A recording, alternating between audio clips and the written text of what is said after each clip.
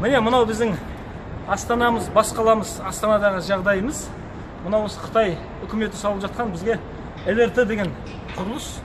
Мінекей мынау сол жердегі хабарламаларды көріп отырсыздар. Біз тек қана қытайша және орысша, қазақша бір ауыз сөз жоқ.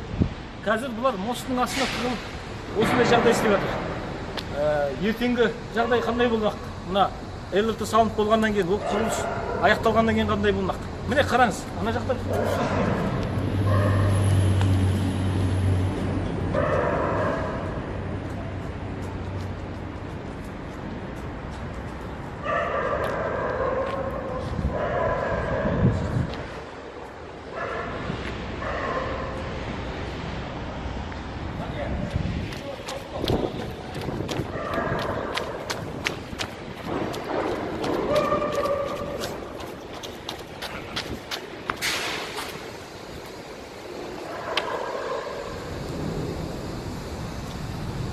қалай ойлайсыз?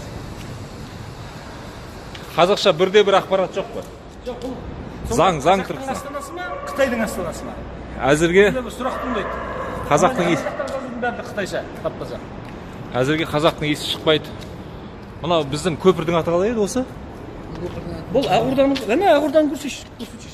Міне Ақорданың оң жағындағы, Ақорданың сол қанатындағы көпір үлкен көпір. Мынау Ақорда міне. Бірде бір қазақша ақпарат жоқ.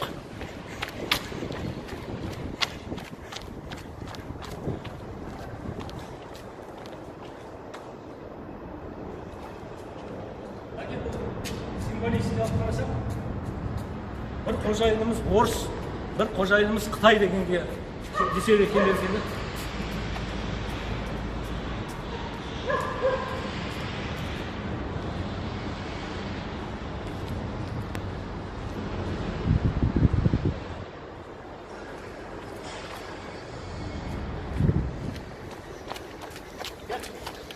Ананы да түсіріп алайық алдымыздағы.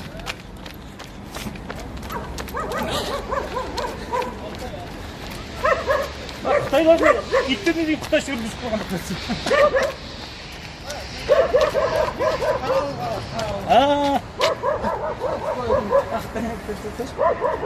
Міне бәрі қытайша.